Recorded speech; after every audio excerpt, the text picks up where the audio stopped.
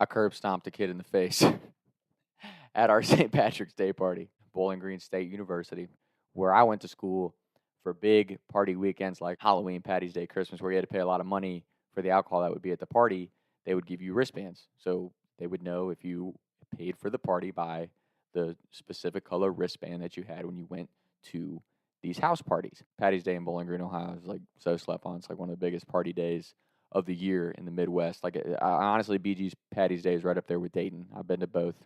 I promise you, they're both very comparable. Anyway, we are at Kegs and Eggs at this house, and it started at like 5 or 6 in the morning, and all the fraternities group up, and you have different, you party with two or three other fraternities, so you can just make the parties bigger and increase the amount of alcohol and everything that you have. There's these kids that roll in, clearly not invited, but usually, I don't know about every fraternity, but our fraternity was always pretty chill. Like, if you're not bothering anybody, and we know that you sneak in, you're like 5 of 500 people at this party. You're just in there. You're not causing problems. You're just hanging out. Like, why are we going to throw you out? It's no need.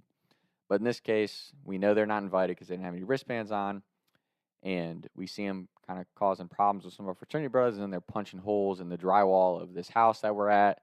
So we're eventually like, all right, you guys need to leave. As they're getting removed from the party, they get towards this screen door by the front entrance, and we suddenly turn around and you just see haymakers being thrown.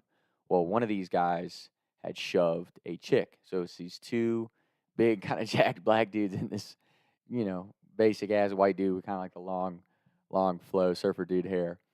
And I see that white dude and my buddy Kenny just throwing haymakers at each other, and then one dude gets put through the screen door.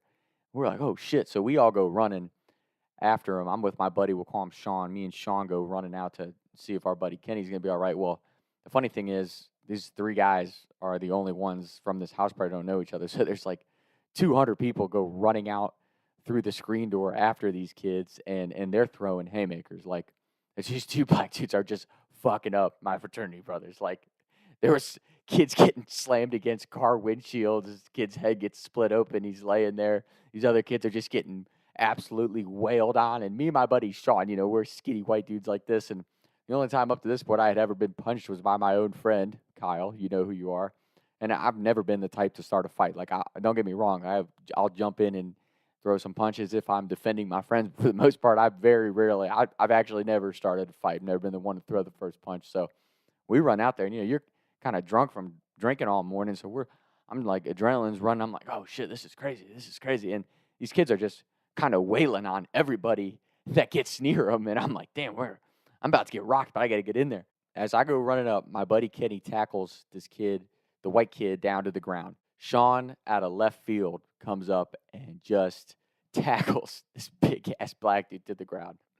Well, while he gets tackled, the other dude turns around, and he punches Sean so hard in the back of the head. And Sean, like, just giving you a build description, dude looks like an off-brand Napoleon Dynamite, right? Like, skinny, black Jufro with the glasses. So he gets punched so hard in the back of his head that his head snaps forward and his glasses bounce off the ground. And I'm like, oh, shit, they did not just punch my boy like that. So I run up, and the dude that punches Sean, I run up, boom, hit him. And then the kid that's on the ground that Sean was punching, I just start kicking him in the face, like, as hard as I can. I'm just like, boom, boom, and I'm watching his head, boom, boom, bounce off the driveway.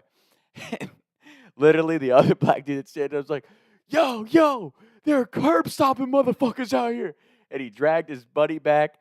The other white kid scrambled off Kenny, and those kids took off down the street. Me, Sean, and Kenny are barking at him, come on back, bring it again. And they're like all shook up.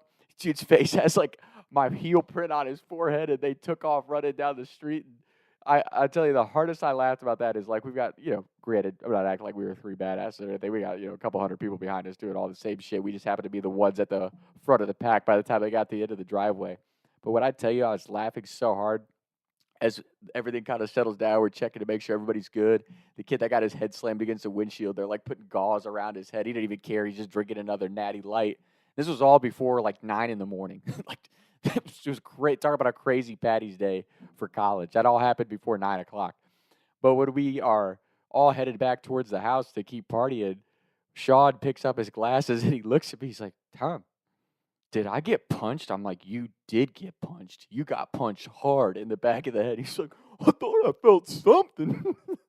That's another thing. When you get those like big like mosh pit type of fights, dude, your adrenaline's through the roof. Like you don't know what's going on. It was so funny. Like when we got back to the house, like they're asking us a bunch of questions. Like, man, you good? Like, did this happen? Did that happen? And we're like, honestly, like, I don't remember much of what happened. I was freaking out. Like I thought I was gonna get my ass beat. No, I've never curb stomped someone in my life. It was just natural instincts. Like I got to do something crazy, or else these guys are just gonna keep beating the shit out of everybody. So it was one of those crazy mornings, but also one of the best memories I have from any type of house party that I was at in college. I mean, like literally the rest of the day, we were like, damn, like we really fought some kids this morning. That was crazy. And again, it was warranted. Like the guys like hit a chick and were beating the shit out of our house, one of our houses. So it was one of those things like it just kind of needed to happen.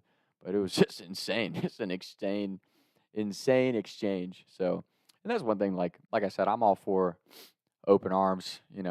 Keep my door open for people who want to come party. I was always that kid that my fraternity probably couldn't stand because I was like, hey, like let's just let people in. Why not? Let people come experience the party. But at the same time, like you don't want people doing a bunch of illegal shit or stealing from you or destroying your property. So everyone who has party houses out there in college, that's one thing I would just recommend. Like just try to read the vibe on every single person that you let into your house because there are some people out there that are just always looking for trouble for whatever reason. So yeah, that's my word of advice on college parties. And one of my favorite stories of all time from Bowling Green, Ohio. So shout out my boys Sean and Kenny, absolute legends. Of course, maybe it's a real story, maybe it's a movie script. That's for us to know and you guys to try to find out. Talks to Tom. Taking shots by the lake till I can't even breathe no more, see no more. I was riding around town thinking to myself, is it gonna get